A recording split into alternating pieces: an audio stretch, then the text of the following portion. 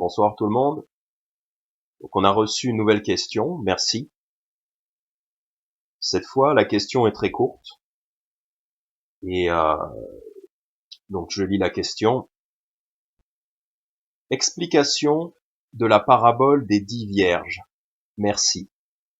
En vidéo si possible. Donc c'est très très sympa. En vidéo si possible, donc avec plaisir. Comme ça, je pense que ça peut servir à d'autres personnes. Explication de la parabole des 10 vierges. Donc c'est la parabole très célèbre qui est en Matthieu chapitre 25, ok, sur les 10 vierges.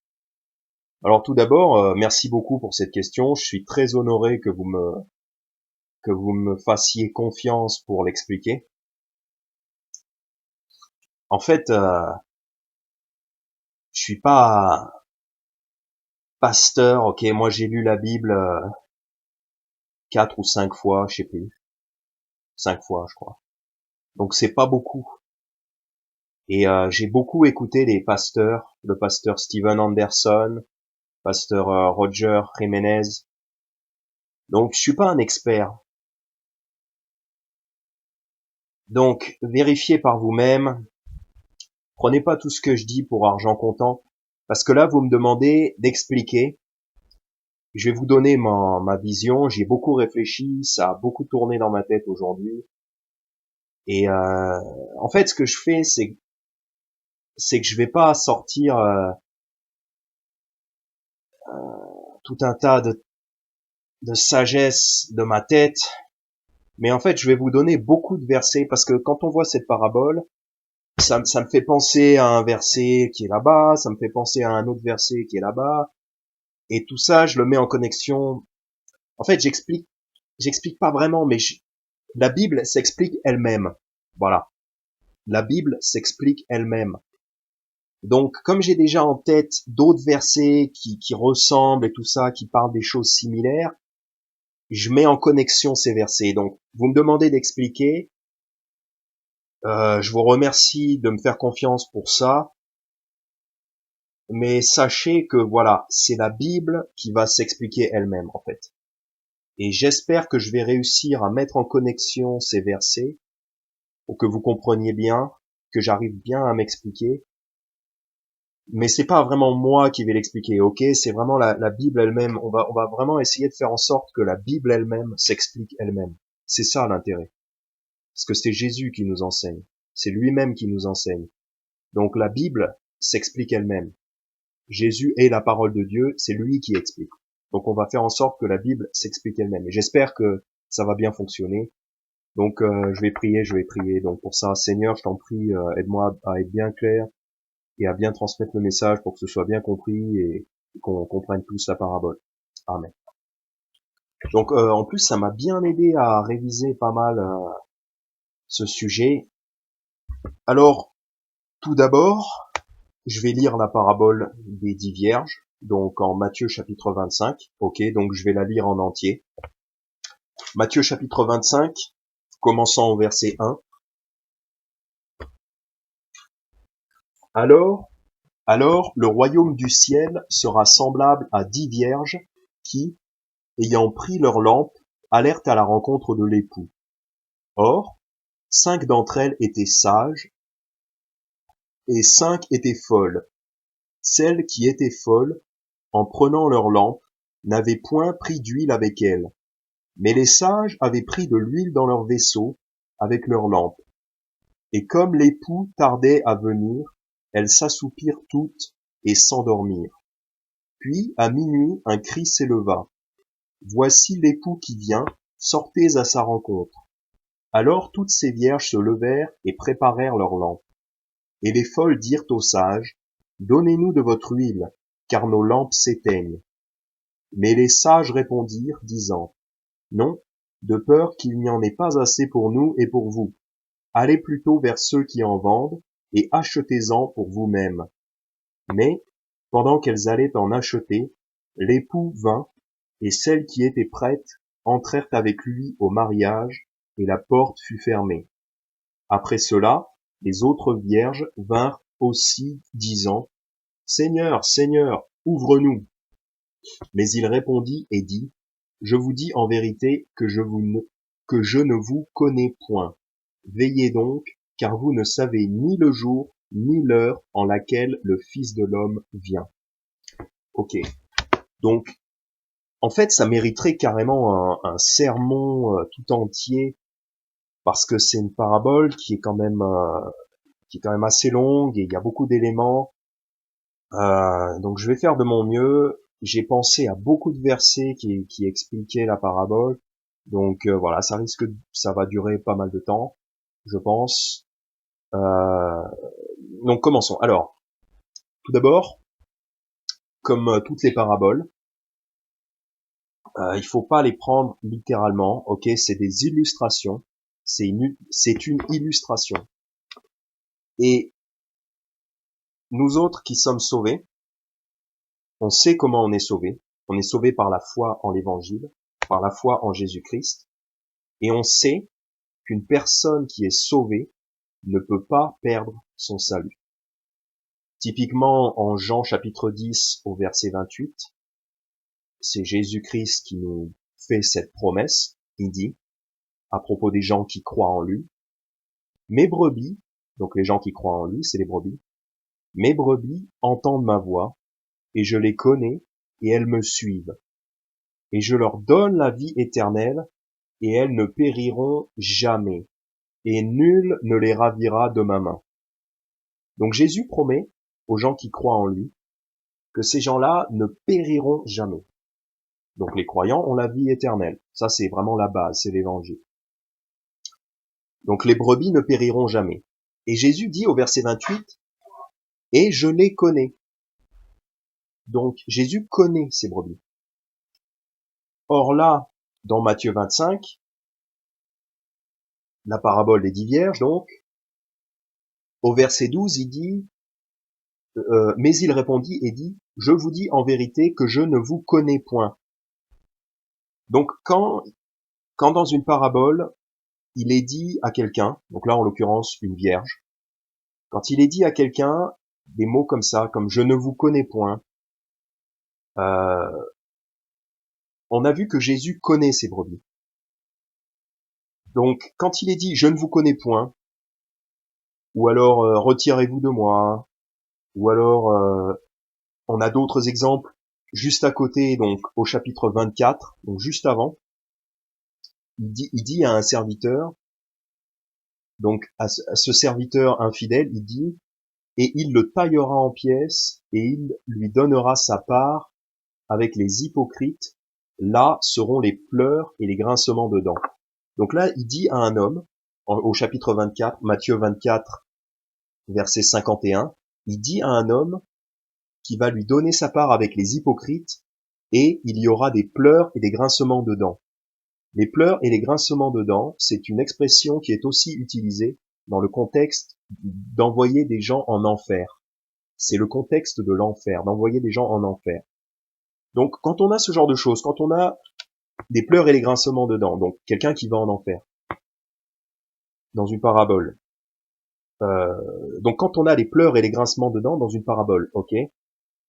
Quand on a Jésus qui ne connaît pas quelqu'un dans une parabole, et juste après aussi, c'est marrant parce que juste après la parabole des vierges, il y a une autre parabole. Dans Matthieu 25, des versets 14 à 30, il y a une autre parabole. Et au verset 30, il dit « Jetez le serviteur inutile dans les ténèbres de dehors. Là seront les pleurs et les grincements de dents. » Donc troisième exemple, cette expression aussi, jetez-le dans les ténèbres de dehors. Les ténèbres de dehors, c'est l'enfer.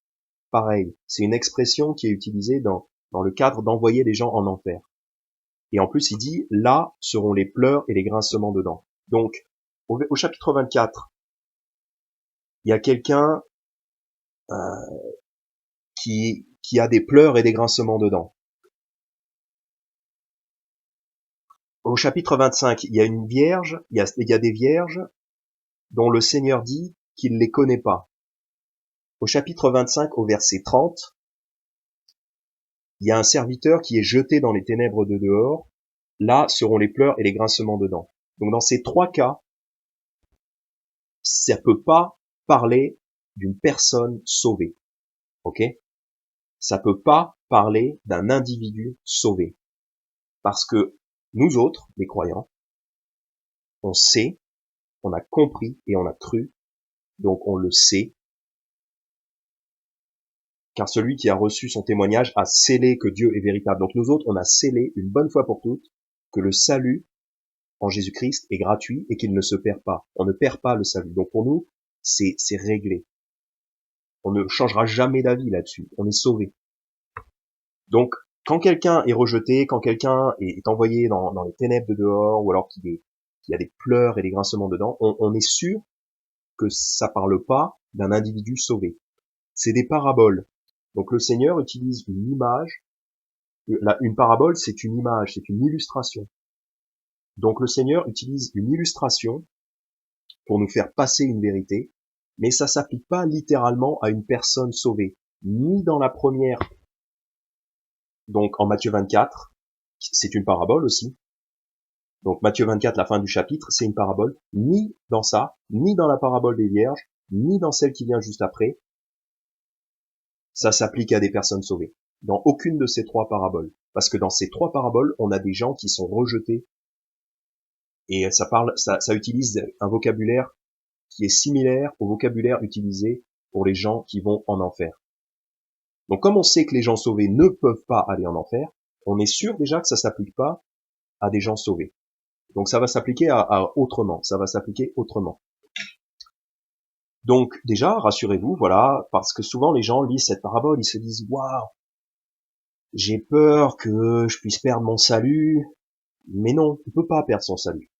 D'ailleurs, c'est ce qu'on on a vu ça un peu dans la première question-réponse. La dame s'inquiétait un peu, on aurait dit qu'elle avait l'impression que on pouvait perdre son salut si on n'endurait pas jusqu'à la fin. On peut pas perdre son salut. Et là non plus, on peut pas perdre son salut.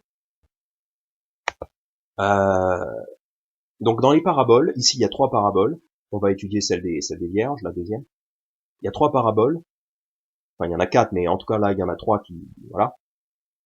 Quand quelqu'un est rejeté, quand on lui ferme la porte au nez, etc., ça s'applique pas à un individu sauvé. Pour nous, c'est un présupposé. Parce qu'on est sauvé, donc on a déjà compris ça, nous. Parce que si quelqu'un comprend pas ça, il n'est pas sauvé. Donc il peut pas comprendre la Bible. Parce qu'on ne peut comprendre la Bible, on ne peut comprendre la parole de Dieu que si on est sauvé.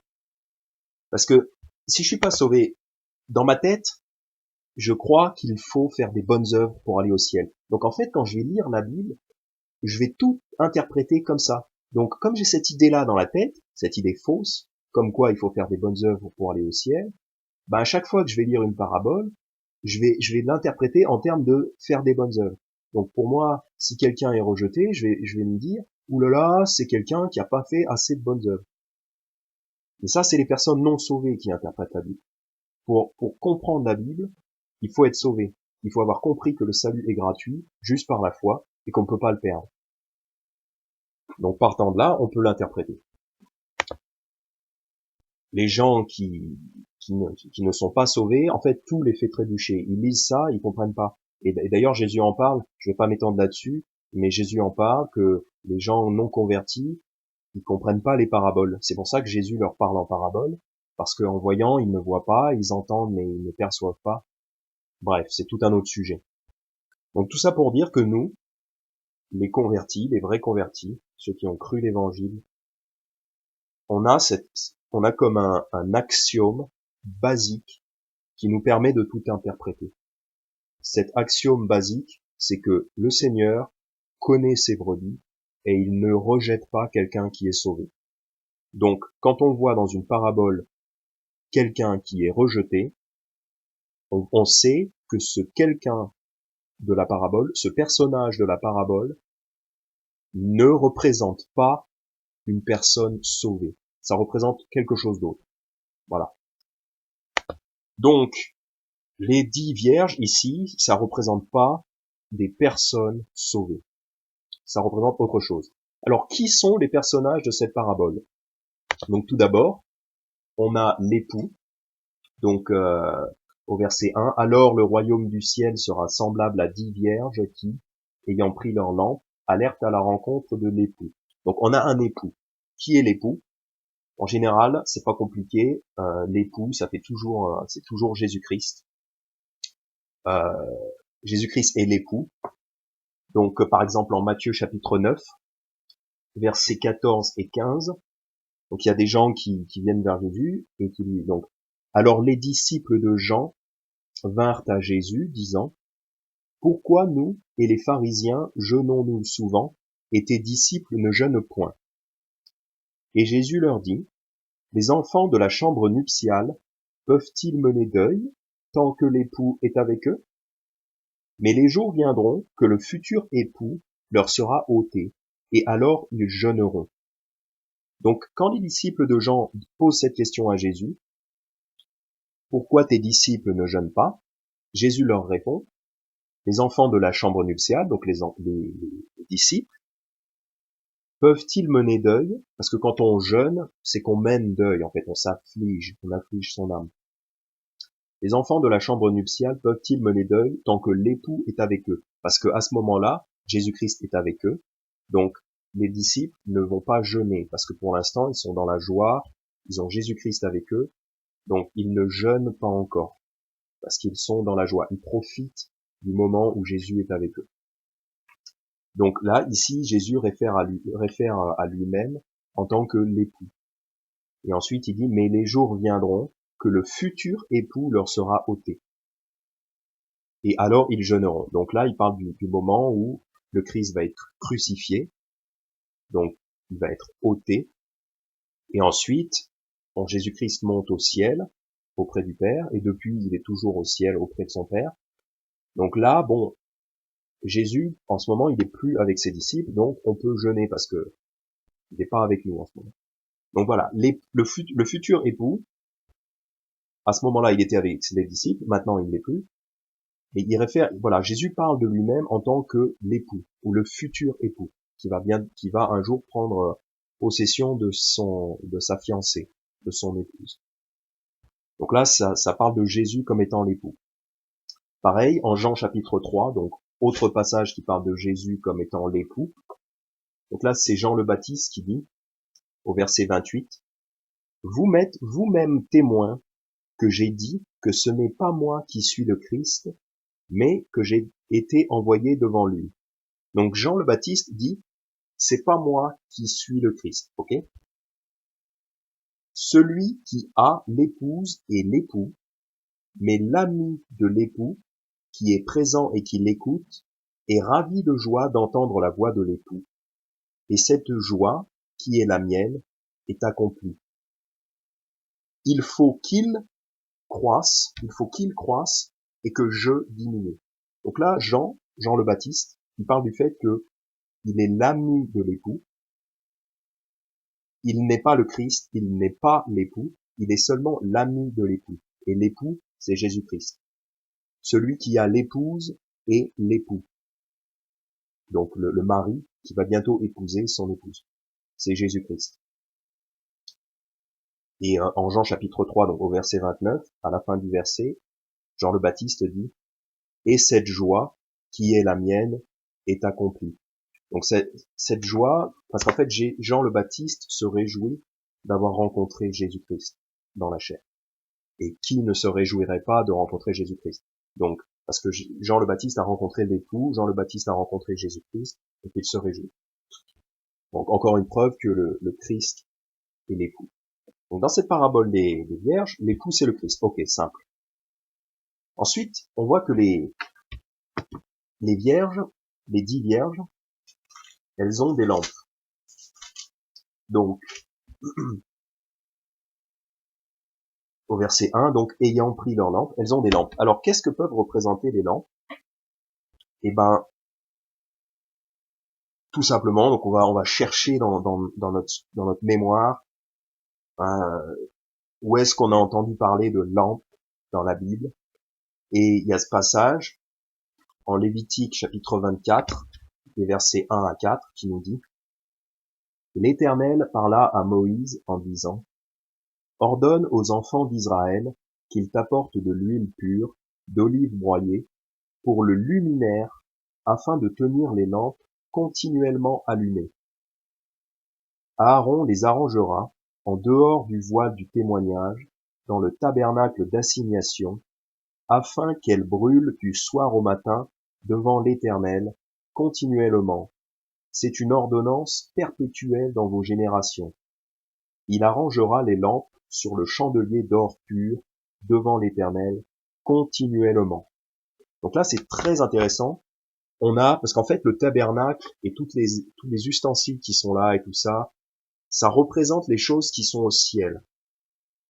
Le tabernacle terrestre, en fait, est une représentation des choses qui sont au ciel. Et là, on a le voile du témoignage, au sein duquel il y avait l'arche de l'alliance. Et devant, le Seigneur dit de préparer de l'huile. Donc, la même chose que parce que dans la parabole des 10 vierges, il y a de l'huile aussi. Et là, en Lévitique, donc l'Éternel ordonne à Moïse de préparer de l'huile pour le luminaire afin de tenir les lampes continuellement allumées. Aaron les arrangera en dehors du voile du témoignage, donc devant le Saint des Saints, en dehors du Saint des Saints, devant le voile, afin qu'elles brûlent du soir au matin. Donc c'est censé brûler toute la nuit. C'est pour ça qu'il faut de l'huile d'olive. C'est pour faire brûler la lampe toute la nuit. Et on verra dans la parabole des 10 vierges, c'est intéressant parce que les lampes de certaines vierges ne brûlent pas toute la nuit, justement, parce qu'elles n'ont pas pris assez d'huile. Mais là, le Seigneur, en Lévitique 24, il fait très attention de dire de prendre suffisamment d'huile, de prendre de l'huile, de prendre une réserve d'huile d'olive pour que les lampes durent toute la nuit, du soir au matin. Afin qu'elles brûlent du soir au matin devant l'Éternel continuellement. Et il dit continuellement, il le dit 3 fois. Il utilise 3 fois ce mot. Donc c'est quand même important continuellement, du soir au matin. Okay, donc le tabernacle terrestre qui représente les choses célestes, il faut qu'il soit éclairé continuellement toute la nuit. C'est important pour Dieu. Donc déjà c'est intéressant parce qu'on voit que les vierges, elles ont des lampes. Et en Lévitique, on voit que c'est important pour Dieu que les lampes, le chandelier soit allumé toute la nuit. Donc les vierges dont les lampes ne sont pas allumées toute la nuit, on voit que elles ont raté quelque chose avec Dieu. On voit qu'elles n'ont pas fait leur boulot déjà comme Dieu le voulait. Parce que Dieu montre les choses célestes, il les montre dans le tabernacle terrestre. Et c'est important pour lui que la lumière reste allumée toute la nuit. Et il y a 5 vierges qui laissent pas leur lumière allumée toute la nuit. Donc là, elles ont fait une faute. Ok, donc où est-ce que quel autre endroit parle de lampe? Eh ben, parce que c'est comme ça qu'on interprète la Bible. C'est pas compliqué, hein. On voit des concepts, on voit des mots, une lampe, tiens, on se dit où est-ce qu'il y a des lampes et tout pour essayer de comprendre. Eh ben, en Révélation chapitre 1, on parle aussi de chandelier. Donc Révélation chapitre 1, la Bible s'interprète elle-même. Révélation chapitre 1, versets 11, 12 et 13. Donc disant, je suis l'alpha et l'oméga, le premier et le dernier. Ce que tu vois, écris-le dans un livre et envoie-le aux 7 églises qui sont en Asie, à Éphèse, à Smyrne, à Pergame, à Thyatire, à Sardes, à Philadelphie et à Laodicée. Donc là, c'est les célèbres lettres aux 7 églises. Okay, donc le Christ dit à Jean d'écrire des lettres pour les 7 églises. Et bien sûr, ça nous est utile pour nous aussi. Donc verset 12, alors je me retournai pour voir d'où venait la voix qui me parlait, et m'étant retourné, je vis 7 chandeliers d'or. Et au milieu des 7 chandeliers, quelqu'un de semblable au Fils de l'homme, vêtu d'une longue robe descendante aux pieds, et ceint sur la poitrine d'une ceinture d'or. Donc là, Jean, il a une vision, il voit 7 chandeliers, et au milieu des 7 chandeliers, il voit quelqu'un qui ressemble au Fils de l'homme. En fait, c'est Jésus-Christ. Il voit le Christ au milieu des 7 chandeliers. Et au verset 20, donc c'est quoi les chandeliers? Tout simplement, au verset 20, on a la réponse. Donc le Christ nous dit, le mystère des 7 étoiles que tu as vues dans ma droite et des 7 chandeliers d'or, le voici. Donc il nous dit, il nous donne la solution. Le voici, le mystère. Les 7 étoiles sont les anges des 7 églises et les 7 chandeliers que tu as vus sont les 7 églises. Donc le Christ écrit 7 lettres à 7 églises et les 7 chandeliers sont les 7 églises. C'est très important. Donc les chandeliers représentent les églises. Aussi, pour confirmer que le chandelier représente une église, on a Jésus qui dit à ses disciples en Matthieu chapitre 5, verset très célèbre, commençant au verset 14, il parle à ses disciples, il leur dit, « Vous êtes la lumière du monde.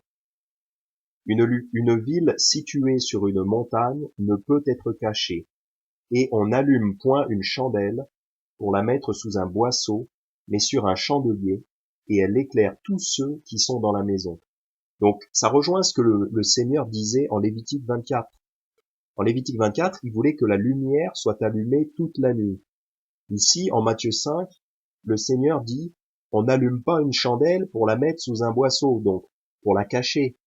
Non, au contraire, si on allume une chandelle, c'est pour la mettre sur un chandelier, pour qu'elle éclaire tous ceux qui sont dans la maison.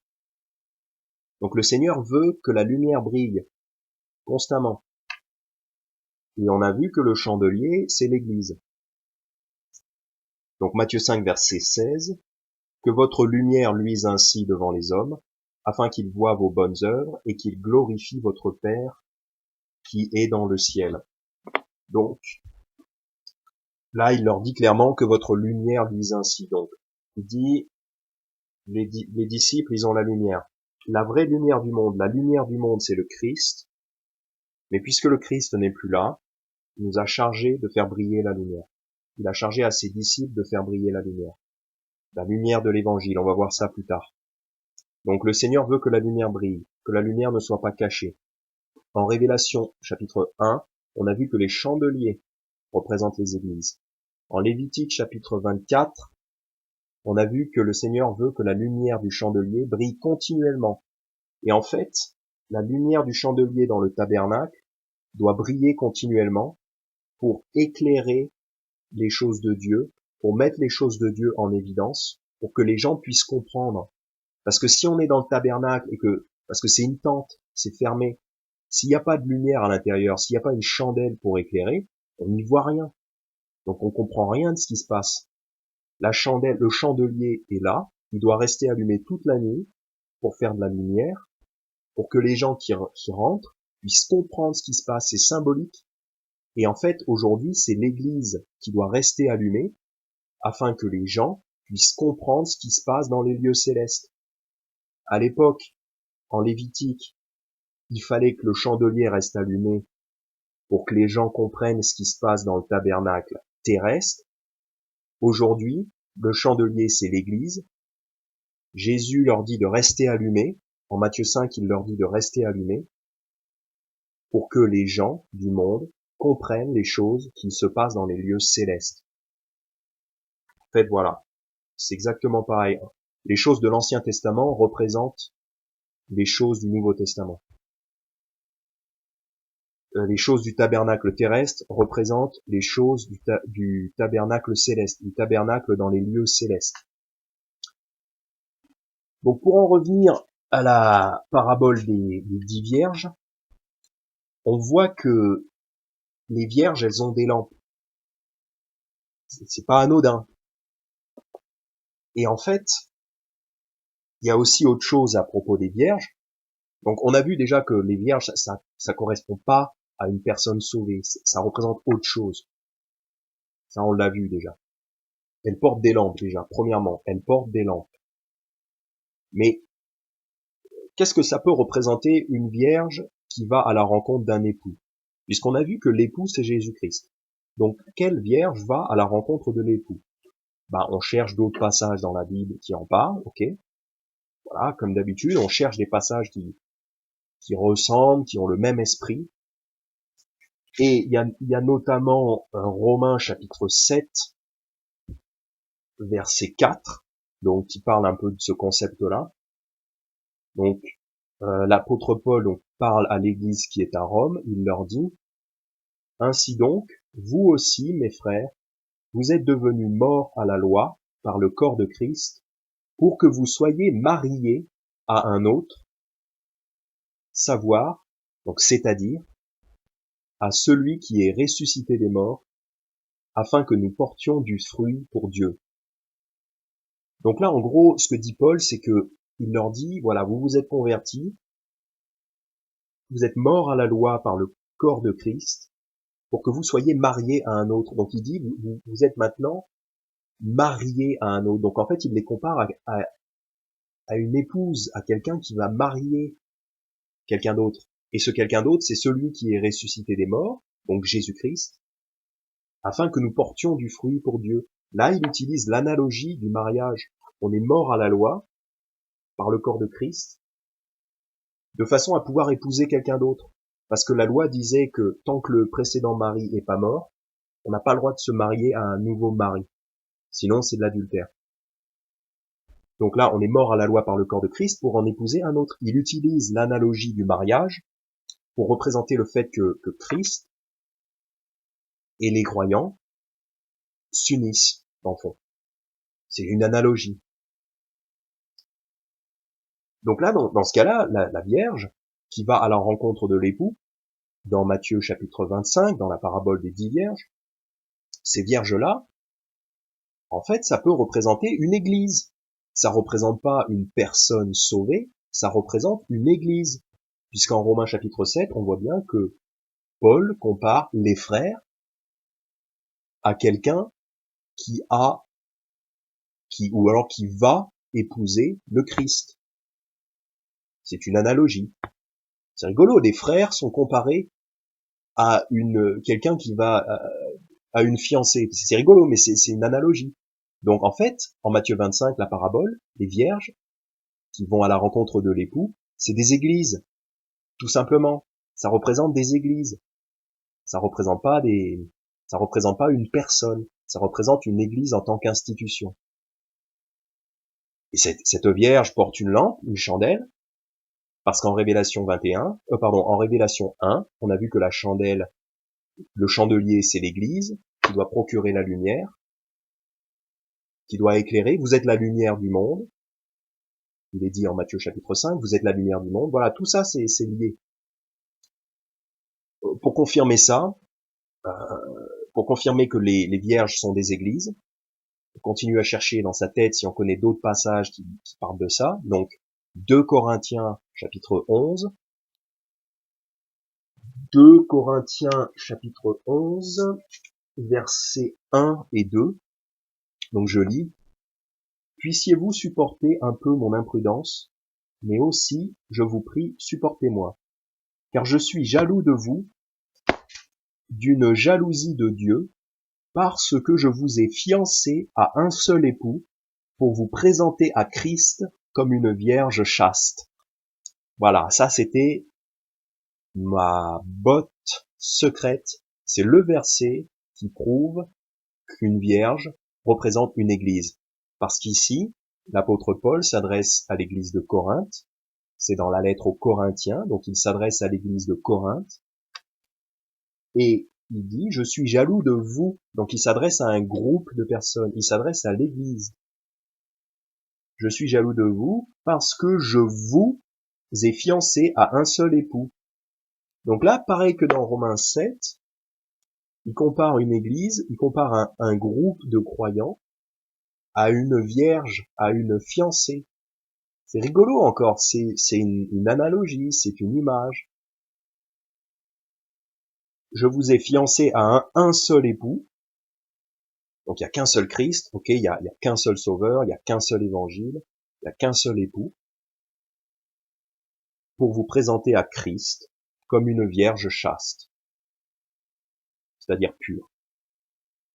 Donc, quand Paul a prêché l'évangile aux Corinthiens, un certain nombre de Corinthiens se sont convertis, donc ils ont formé une église, voilà, une église de gens convertis, et Paul compare cette église-là, ce groupe de convertis, à une vierge, une fiancée. Donc en fait, voilà, ça prouve encore, donc deuxième preuve que les vierges représentent des églises, une église, voilà, un groupe de croyants. Parce qu'en fait, les paraboles, faut demander à Jésus de nous les expliquer. À un moment donné, Jésus, il dit, il y a deux fois où Jésus dit des paraboles, et ensuite ses disciples lui demandent de les expliquer. Et Jésus leur explique. Et ben nous, c'est pareil. Quand on a d'autres paraboles, il faut demander à Jésus de nous les expliquer. Et il nous les explique pas forcément tout de suite dans le même passage, mais en fait, il nous les explique avec le reste de la Bible. Et là, c'est pareil. Là, on a des vierges.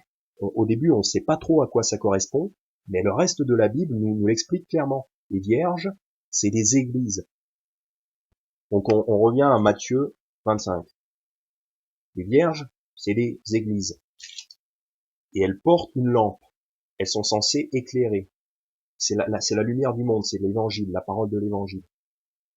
Donc, dans cette parabole, en Matthieu chapitre 25,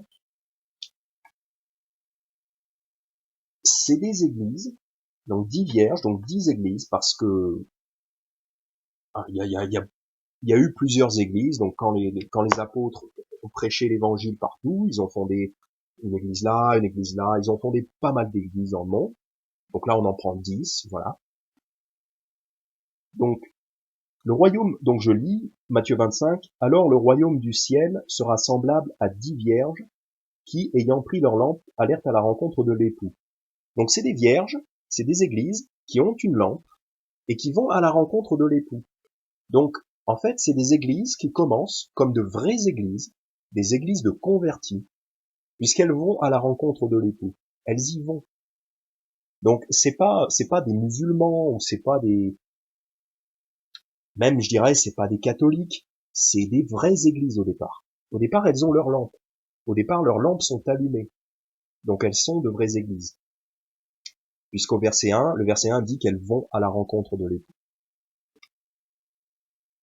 Et faut garder à l'esprit donc qu'en Lévitique 24, il nous disait donc c'est très important de garder la lumière allumée. Le Seigneur veut qu'on garde cette lumière allumée. Et on va voir que la moitié des vierges, leur lumière s'éteint. Donc verset 2, or 5 d'entre elles étaient sages et 5 étaient folles. Celles qui étaient folles, en prenant leur lampe, n'avaient point pris d'huile avec elles. Et comme l'époux tardait à venir, elles s'assoupirent toutes et s'endormirent. Puis, à minuit, un cri s'éleva. Voici l'époux qui vient, sortez à sa rencontre. Alors toutes ces vierges se levèrent et préparèrent leurs lampes, et les folles dirent aux sages, donnez-nous de votre huile, car nos lampes s'éteignent. Ok, donc on voit que là, il y en a la moitié des vierges, donc 5. Donc il y a certaines églises, leurs lampes s'éteignent. Et ça, la lampe qui s'éteint, c'est très grave. Donc on a vu que le Seigneur tient absolument à ce que sa lampe reste allumée dans son tabernacle toute la nuit. Et en fait, la lumière d'une église, c'est l'évangile. On peut voir ça, par exemple, en 2 Corinthiens chapitre 4, des versets 3 à 7. Faut pas que la lumière de l'église s'éteigne, parce que la lumière, ça représente la prédication de l'évangile. Ça représente la prédication de la bonne doctrine.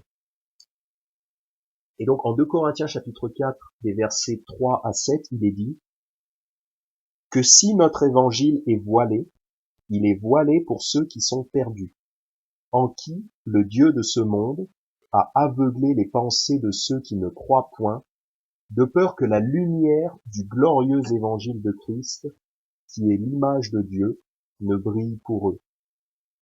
Donc là, il dit que le Dieu de ce monde, donc Satan, a aveuglé les non-croyants, donc les non-croyants sont aveugles, Ils ont besoin que les croyants leur apportent la lumière. Ils ont besoin que l'Église leur apporte la lumière. C'est pour ça que c'est très important que la lumière ne s'éteigne pas, parce que si la lumière s'éteint, les non-croyants ne peuvent plus être libérés du pouvoir de Satan. Donc c'est très important que l'Église garde sa lumière allumée pour pouvoir éclairer les non-croyants. Parce que la lumière représente l'Évangile. Hein, de peur que la lumière du glorieux Évangile de Christ, qui est l'image de Christ, ne brille pour eux. Donc là, la lumière représente l'Évangile, le glorieux Évangile de Christ. Et c'est ça qui convertit les gens. Autrement, les gens sont dans les ténèbres. Les non-croyants sont dans les ténèbres. Ils ne comprennent rien, ils ne savent pas où ils vont et ils finissent par aller en enfer. Donc c'est pour ça c'est très important que l'Église, que la Vierge ne laisse pas sa lumière s'éteindre. Et en fait, si la lumière s'éteint, en fait, ça veut dire que l'Église arrête de prêcher l'Évangile, ou alors elle a dévié sur l'Évangile. Je continue à lire le passage 2 Corinthiens chapitre 4, je continue à lire donc verset 5, car nous ne nous prêchons pas nous-mêmes, mais nous prêchons Christ Jésus le Seigneur, et pour nous, nous sommes vos serviteurs à cause de Jésus, car Dieu, qui a dit que la lumière resplendisse au milieu des ténèbres, est celui qui a resplendi dans nos cœurs pour faire briller la lumière de la connaissance de la gloire de Dieu en la personne de Jésus-Christ. Donc Dieu a resplendi dans nos cœurs. Donc ça, c'est quand nous-mêmes, on a cru l'évangile, qu'on a été éclairé. Donc notre cœur s'est converti. Et ensuite, on a cru, et on a compris et on a cru l'évangile grâce à une lumière qui a resplendi dans nos cœurs. Et donc, ensuite, il nous dit, pour faire briller la lumière de la connaissance de la gloire de Dieu en la personne de Jésus-Christ. Donc, une fois qu'on a été converti, nous-mêmes, on a cette lumière et on peut la faire briller. Et cette lumière, c'est la connaissance de la gloire de Dieu. C'est la connaissance. Donc, cette lumière du chandelier qui ne doit pas s'éteindre, c'est la prédication, représente la prédication de la bonne doctrine. La prédication de l'évangile. Et il faut absolument que ça continue dans une église. Parce que c'est vraiment l'objectif principal d'une église. C'est de répandre l'évangile. C'est de remplir la grande commission. Marc 16, verset 15. Allez par tout le monde et prêchez l'évangile à toute créature. Donc il faut absolument pas que ça s'arrête dans une église. Dans la parabole des 10 vierges, on voit qu'il y en a 5 pour lesquelles ça s'arrête. Leurs lampes s'éteignent. Et elles ont plus d'huile. En Lévitique 24, on avait vu que le Seigneur avait dit à Moïse de garder de l'huile pour que les lampes restent allumées. Mais là, en Matthieu 25, dans la parabole des 10 vierges, on voit qu'elles n'ont pas assez d'huile, donc les lampes s'éteignent. Donc elles arrêtent de prêcher l'évangile, ces églises-là ont perdu la bonne doctrine, donc leurs lampes s'éteignent. Alors, Matthieu 25, donc on voit au verset 6, puis à minuit, un cri s'éleva, voici l'époux qui vient, sortez à sa rencontre. Donc au milieu de la nuit, à minuit, on a les signes de l'époux qui arrive. Donc en fait ça, c'est les signes que le Christ revient bientôt. Parce que là, on est dans Matthieu 25. Le contexte, depuis le début de Matthieu 24, c'est le retour du Christ. Relisez le passage, vous allez voir, le contexte, c'est le retour du Christ. Donc de Matthieu 24 jusqu'à la fin de Matthieu 25, Jésus enseigne à propos de la fin du monde et de son retour. Il faut le garder à l'esprit. Et ici, en Matthieu 25, au verset 6, l'époux vient. Donc en fait, c'est au moment du retour du Christ, on voit que il y a certaines des églises qui brillent encore, donc elles ont encore la lumière de l'évangile, elles ont encore la bonne doctrine et elles l'enseignent. Il y a certaines églises qui n'ont plus la bonne doctrine, elles ont dévié sur l'évangile, elles ne brillent plus, elles sont éteintes. Et on voit ensuite, elles vont aller à la rencontre, elles veulent aller à la rencontre, mais elles peuvent pas y aller parce que c'est la nuit. Et la nuit, il fait noir. Si on n'a pas de lampe, on peut pas marcher dans le noir. Et les gens qui n'ont pas la lumière de la parole de Dieu, ils marchent dans le noir.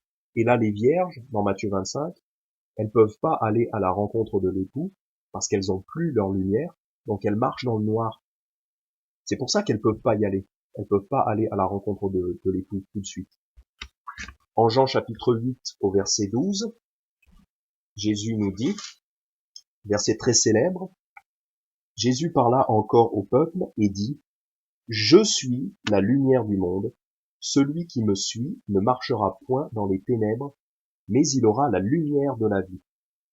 Donc celui qui me suit, si une église arrête de suivre le Christ, au fil des années, peut-être une église va faiblir, va arrêter de suivre le Christ, pour une raison ou pour une autre, l'église dévie, et ça arrive, on va le voir plus tard, ça arrive, l'église dévie, elle arrête de suivre le Christ, et ben le Christ, il garantit pas que cette église-là aura toujours la lumière, puisqu'il dit, je suis la lumière du monde, celui qui me suit ne marchera pas dans les ténèbres. Autrement dit, si vous ne suivez pas, vous marchez dans les ténèbres, et là, vous êtes mal, vous ne voyez rien, vous ne savez pas où vous allez.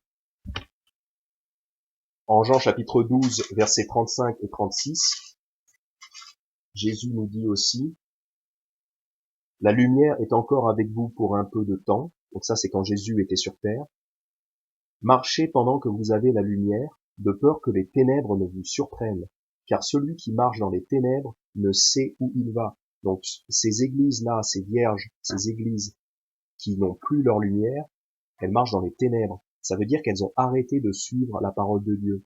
C'est des églises qui s'écartent de l'enseignement biblique.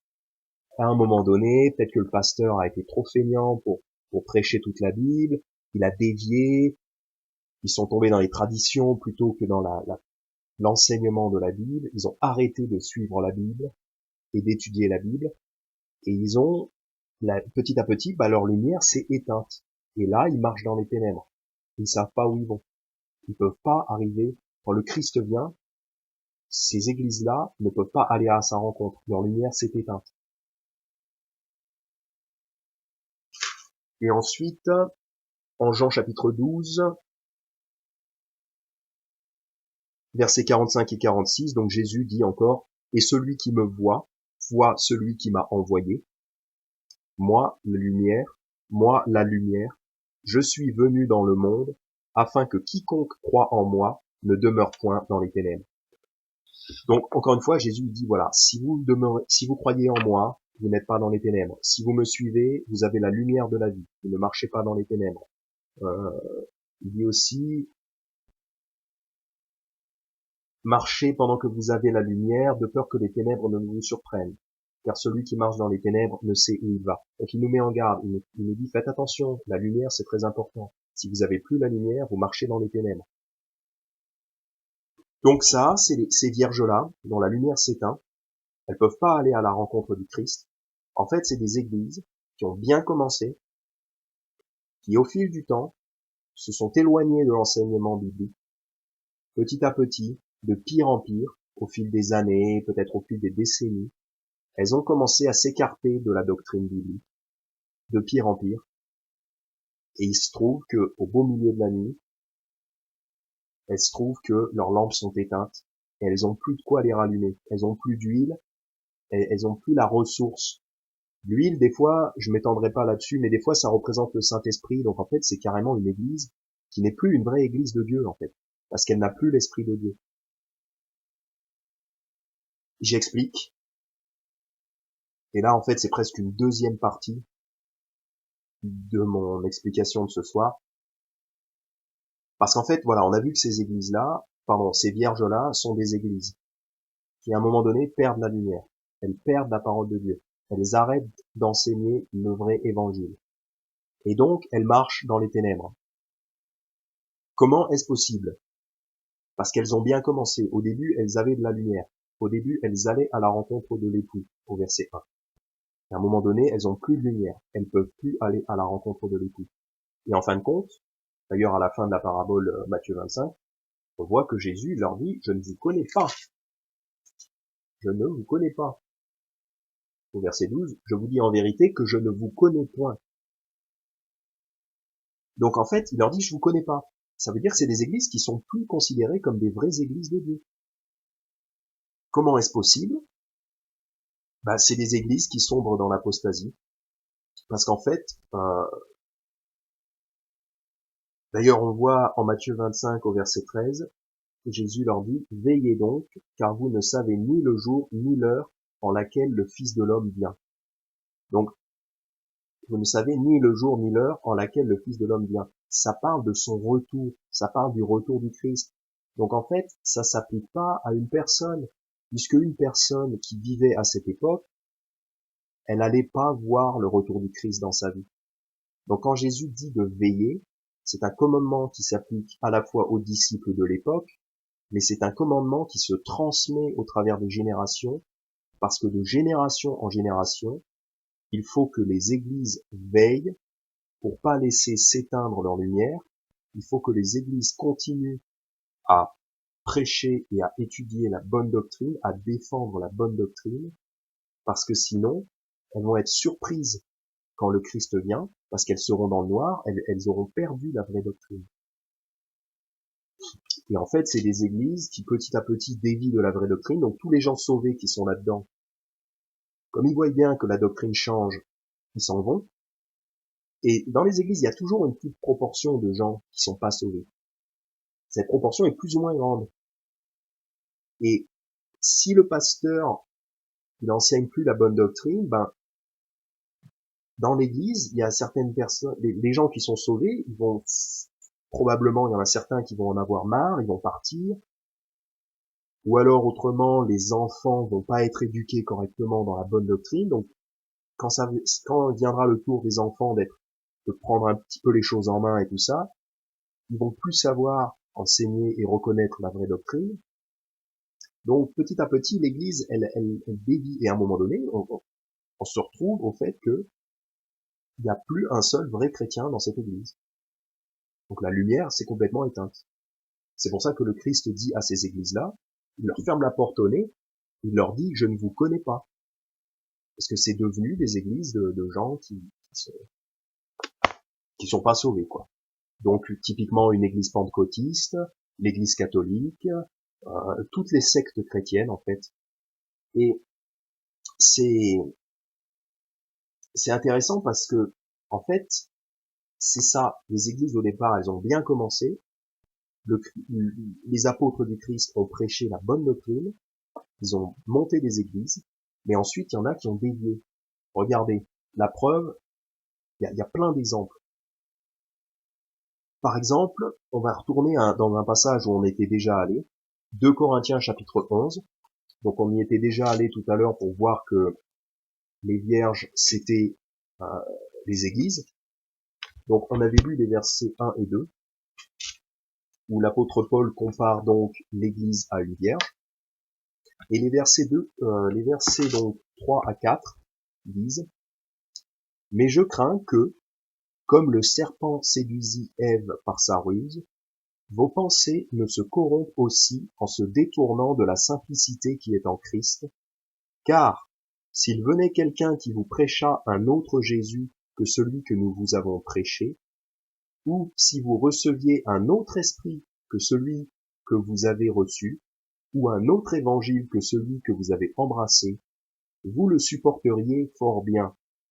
Donc là, l'apôtre Paul, il dit, mais je m'inquiète pour vous parce que s'il y a un faux prophète qui vous annonce un autre Jésus, un autre évangile, un autre esprit, vous le supporteriez fort bien.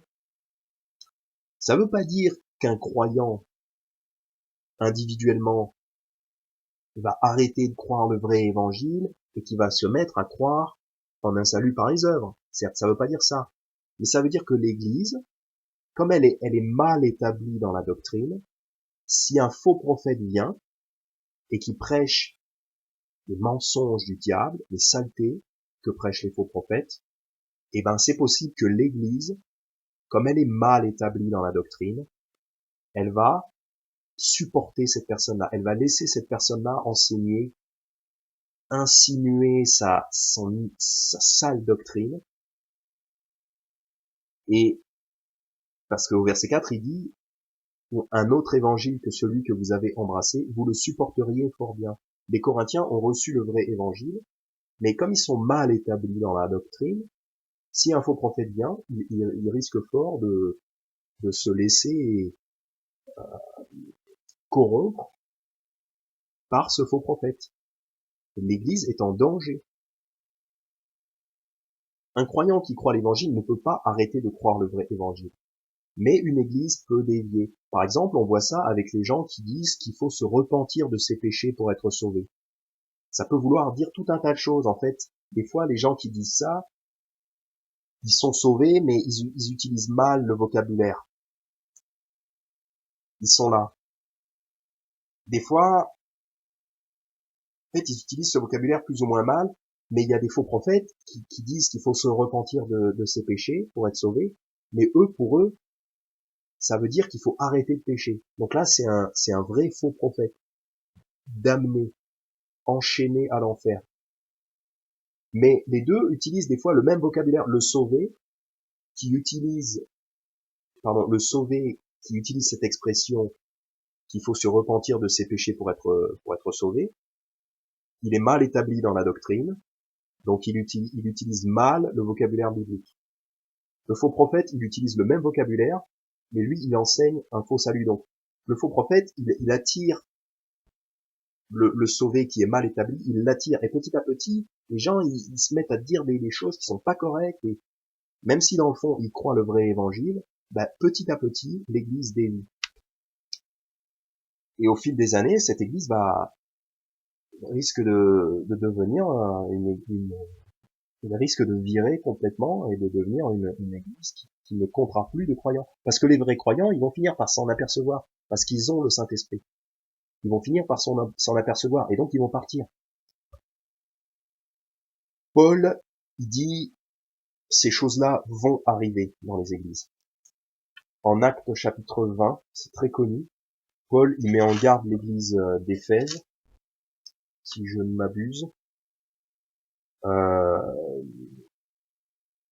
Ouais, c'est ça. Il met en garde l'église d'Éphèse en Actes chapitre 20, commençant au verset 28. Donc, il dit aux anciens de l'église d'Éphèse, prenez donc garde à vous-mêmes et à tout le troupeau sur lequel le Saint-Esprit vous a établi surveillant, pour paître l'église de Dieu qu'il a acquise par son propre sang. Car je sais qu'après mon départ, il s'introduira parmi vous des loups redoutables qui n'épargneront point le troupeau, et qu'il s'élèvera parmi vous des hommes qui annonceront des doctrines perverses afin d'attirer des disciples après eux. Donc là, Paul le dit au verset 30, il dit, il s'élèvera parmi vous, des hommes qui annonceront des doctrines perverses. Donc au sein même de l'assemblée, il y a des pervers, des faux prophètes qui vont s'élever pernicieusement et qui vont enseigner des doctrines perverses, des fausses doctrines. Donc ces gens-là sont damnés. C'est des faux prophètes. Ils sont au milieu d'une bonne église et ils veulent corrompre, ils veulent faire le travail du diable pour corrompre cette église. Et le verset 30 nous dit, afin d'attirer les disciples après eux. L'objectif de ces méchants, de ces arbres 2 fois morts, bâtards, fils du diable, leur objectif, c'est d'attirer les disciples à eux. Donc, il y a certains disciples qui vont se laisser corrompre, malheureusement. Ça ne veut pas dire qu'ils arrêtent de croire le vrai évangile, mais ça veut dire que leur tête va être chamboulée, du coup ils savent plus tellement ce qu'ils croient, et comme le faux prophète il est éloquent, bah ils vont dévier, voilà. Et ça arrive. L'apôtre Paul les met en garde. Et au verset 31, il leur dit, veillez donc. La même chose qui est dit aux vierges. En Matthieu 25, le Christ dit la même chose, il dit veillez donc. Et là, l'apôtre Paul, pareil, il dit veillez donc, vous souvenant que durant 3 ans, je n'ai cessé, nuit et jour, d'avertir chacun de vous avec larmes. Paul les avertissait parce que Paul savait que les faux prophètes allaient arriver et qu'il y avait un vrai risque que l'Église soit corrompue et déviée.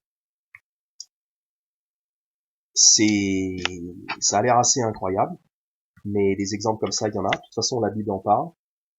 On parle aussi en Galates, Je vais pas y aller, mais en Galates chapitre 4, au verset 9 à 11, et au chapitre 5, verset 7 à 12, en fait, Paul parle des faux frères qui se sont introduits pour épier la liberté que nous avons en Christ. Ils se sont introduits pernicieusement et ils ont enseigné un salut par les œuvres. Voilà. Pareil dans les églises de Galatie. Les faux frères ont enseigné un salut par les œuvres. Et les églises de Galatie ont été corrompues par ça. Relisez le livre des Galates, c'est complètement à propos de ce sujet-là. Donc c'est tout à fait possible. Un exemple de la vie réelle, euh, c'est un frère qui m'en a parlé. C'est une église en France, je dirais pas dans quelle ville parce que j'ai pas l'information moi-même de première main, mais on m'en a parlé. Une église en France qui était une bonne église, et puis elle a fini par virer calviniste parce qu'en fait il y a eu un nouveau pasteur et ce pasteur est calviniste et donc petit à petit l'église a viré calviniste. Et il y avait personne d'assez fort dans la doctrine pour dire non, pour virer ce faux prophète.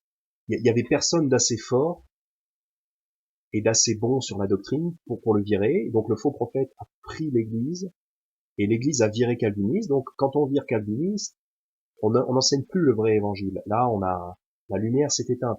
D'ailleurs, les calvinistes, un vrai calviniste, je veux dire, il prêche pas l'évangile. Donc il y a aucune lumière qui brille. Donc là, l'église, elle vaut plus rien, c'est zéro. Ça vaut plus rien. Et donc quand cette église-là, donc là, on est en 2020, on est en 2020.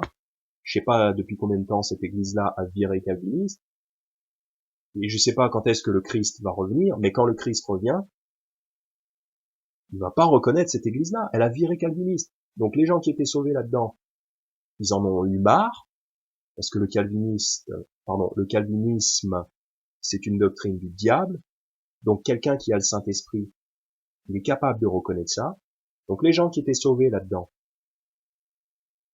au bout d'un moment, ils en ont eu marre, ou alors ils en auront marre, ils vont partir, parce qu'ils vont entendre la fausse doctrine, ça va les dégoûter, ça va dégoûter le Saint-Esprit en eux, donc ils vont partir de l'église, et petit à petit, il restera que des personnes non sauvées.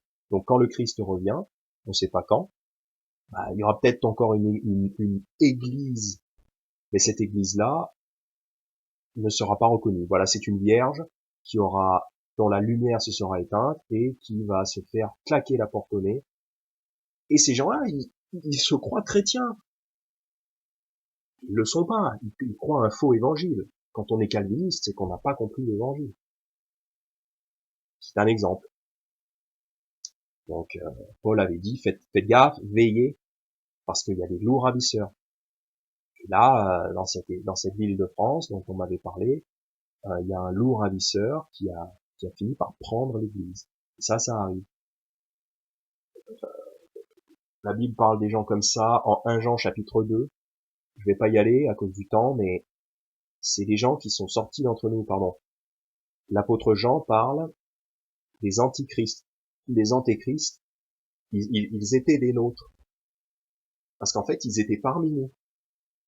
Ça veut pas dire qu'ils étaient convertis et qu'ensuite ils se sont mis à enseigner un faux évangile. Ils n'étaient pas convertis. Mais ils étaient au milieu de nous. C'est ça les faux prophètes, les faux frères, dont Paul parle en Acte 20, au verset 30, et qu'il s'élèvera parmi vous des hommes. Il s'élèvera parmi vous. Donc c'est des gens qui étaient au milieu de la congrégation et ils s'élèvent. Ça veut dire qu'ils vont parler à droite à gauche, ils vont répandre à droite à gauche leur fausse doctrine, ils vont essayer de s'élever, ils vont vouloir prêcher, ils vont chercher la prédication. Ce qui n'est pas mauvais en soi, c'est bien de chercher la prédication. Et ces faux frères aussi vont essayer de chercher la prédication, justement pour attirer des disciples à eux. Et donc dans 1 Jean chapitre 2, je le lis pas à cause du temps, mais il est dit que ces gens-là sont venus, ils étaient des nôtres. Donc ils étaient parmi nous. Comme Judas.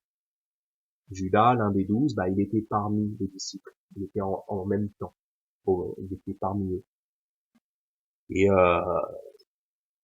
ils étaient parmi nous, mais ils sont sortis, ils se sont manifestés, donc ils ont commencé à dire saletés, ils vont commencer à dire les fausses doctrines, voilà.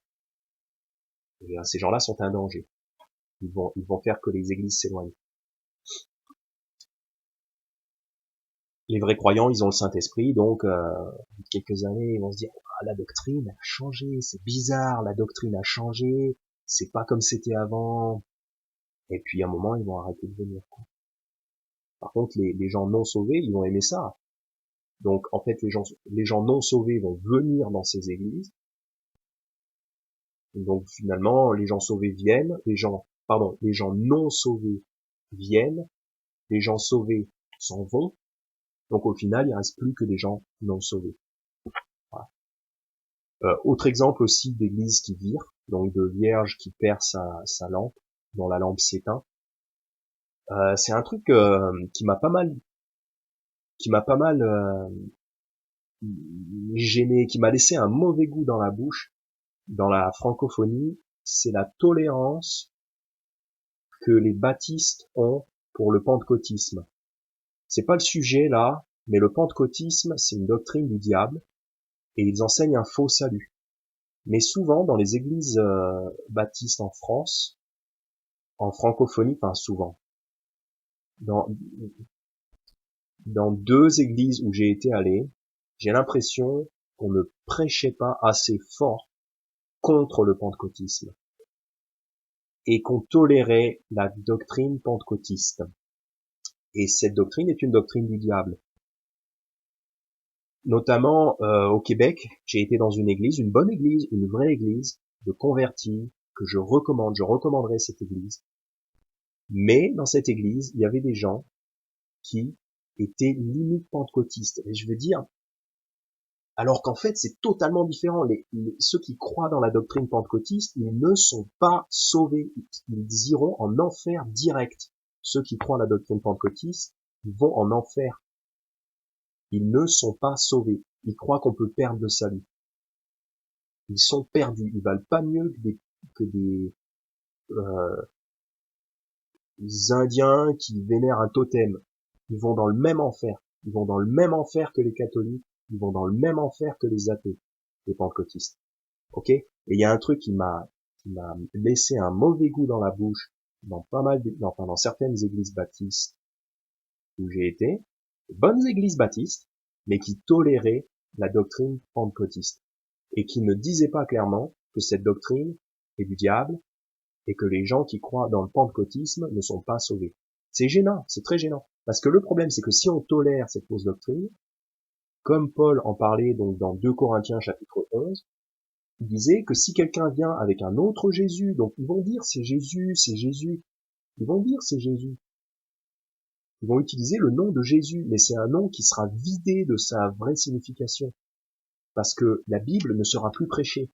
Donc si on prêche plus la Bible, ce n'est plus le vrai Jésus, c'est un autre Jésus. Et le Jésus des pentecôtistes est un autre Jésus. Donc quand on tolère la doctrine pentecôtiste, c'est grave. Parce que ça veut dire que petit à petit, ça s'infiltre. Les gens tolèrent. Ou alors on peut tolérer la doctrine calviniste. Donc petit à petit, la doctrine calviniste, elle fait sa place. Et voilà, donc c'est comme ça que les églises perdent leur lumière. La lumière petit à petit s'éteint. La lumière de l'évangile s'éteint. La lumière s'éteint aussi quand on prêche pas l'évangile d'ailleurs. Quand on n'envoie pas les frères et sœurs dans la ville, dans les rues, en porte-à-porte, partout. Quand on n'envoie pas les frères et sœurs prêcher l'évangile, bah les gens oublient un petit peu en fait. Enfin, c'est pas qu'ils oublient, mais ils sont moins calés là-dessus. Ils sont moins fermes sur la compréhension de l'évangile quand ils ne le prêchent pas eux-mêmes. Parce que si on fait pas briller cette lumière, bah petit à petit, elle s'éteint. Quand on tolère aussi la doctrine pentecôtiste, bah les ténèbres s'installent dans l'église. Les ténèbres s'installent. Et donc, cette parabole, Matthieu 25, les 10 vierges, ça représente des églises qui au départ ont bien commencé parce qu'elles avaient une lampe allumée, elles allaient à la rencontre de l'époux, on le voit au verset 1, Donc elles ont commencé comme de vraies églises. Et elles avaient la lumière. Parce que la lumière du chandelier représente la lumière de l'évangile, le vrai évangile qui brille. Mais, au milieu de la nuit, certaines de ces églises se sont aperçues que leurs lampes ne brillaient plus. Les lampes ne brillaient plus, et elles étaient dans le noir. Et donc, elles ne peuvent pas aller à la rencontre de l'époux. Et donc, quand l'époux arrive, les 5 vierges qui représentent 5 églises, celles qui ont leurs lampes allumées, elles entrent avec l'époux. Donc ça représente les noces de l'agneau. Donc quand le Christ revient, il prend avec lui toutes ces églises, ce qu'on appelle aussi l'enlèvement, donc la résurrection. Donc l'église qui est à Paris, hop, Jésus la prend. Il prend l'église qui est à Sacramento. Il prend l'église qui est à Phoenix.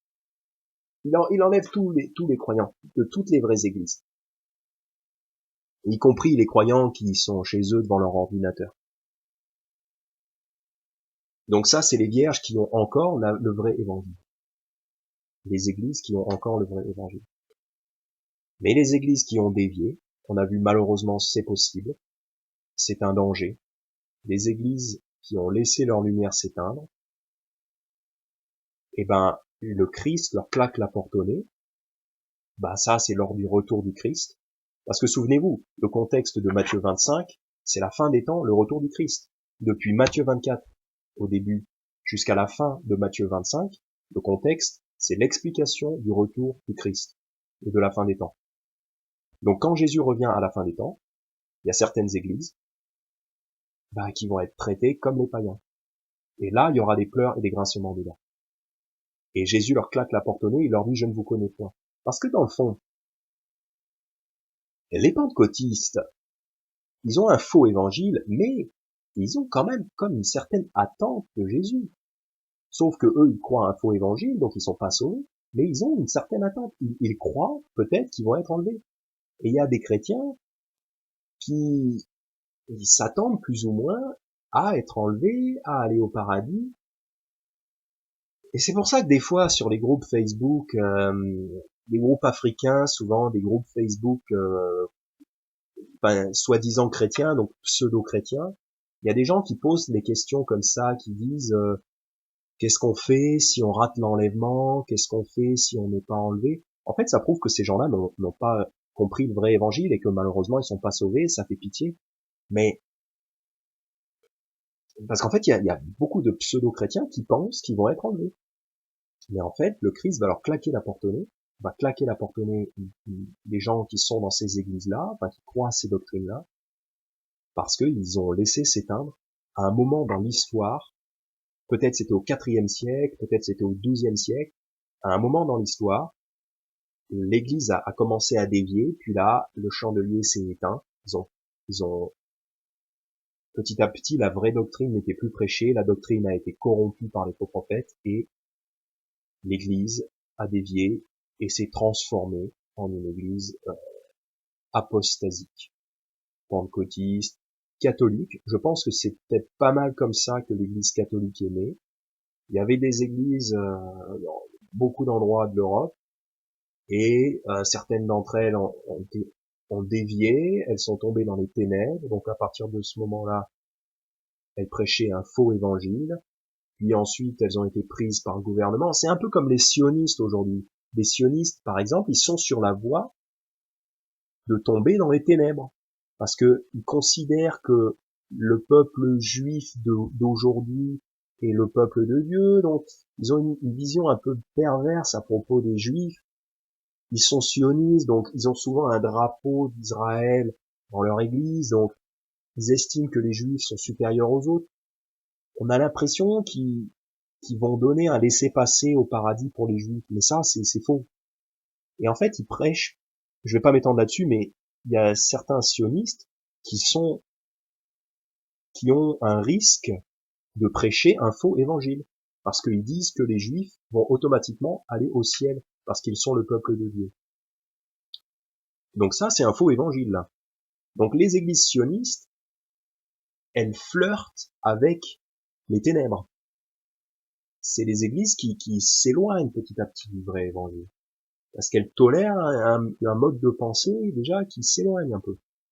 Donc voilà, je m'étends pas là-dessus, mais voilà, faut qu'on soit prudent dans tous les cas. Faut qu'on soit prudent. Faut que l'Église soit prudente. Donc je termine, je résume, je conclus. C'était très long. Les vierges sont des églises et au fil de l'histoire, certaines des églises qui ont bien commencé ont dévié de la bonne doctrine à cause de faux prophètes qui les ont infiltrés. Ces églises-là n'ont pas su conserver la saine doctrine.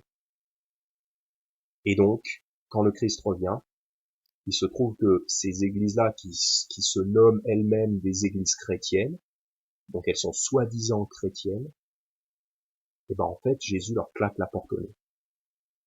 Donc les gens qui sont dans ces églises-là, s'ils croient à la doctrine enseignée par ces églises-là, ils vont en enfer. La doctrine ne parle pas d'un homme qui va en enfer, ok?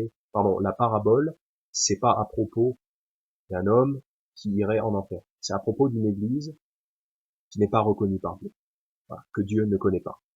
Voilà. Et donc c'est pour ça, en conclusion, Matthieu chapitre 25 au verset 13, le Christ nous dit, veillez donc, car vous ne savez ni le jour, ni l'heure en laquelle le Fils de l'homme vient. Donc, il a dit ça à ses disciples au départ. Veillez donc, veillez. Ça veut dire que tout au long de l'histoire, il faut que les églises fassent attention à la doctrine. Il faut qu'elles veillent. Parce que vous ne savez pas quand le Christ revient. À l'époque, ils ne savaient pas si le Christ allait revenir dans 70 ans, ou dans 500 ans, ou dans 4000 ans. Et aujourd'hui, on ne sait toujours pas quand le Christ va revenir. Donc, faut veiller. Faut bien garder la bonne doctrine. Faut se battre pour que la bonne doctrine soit enseignée et conservée dans nos églises locales. Voilà. Ben, merci beaucoup si vous m'avez écouté jusque-là. J'espère que ça vous a éclairé et merci Seigneur si ça a pu éclairer quelqu'un. Merci pour vos questions. N'hésitez pas à en poser d'autres. Je me ferai un plaisir d'étudier ça et si je peux répondre, je le ferai. Voilà, gloire à Dieu et restez ferme, veillez. Amen.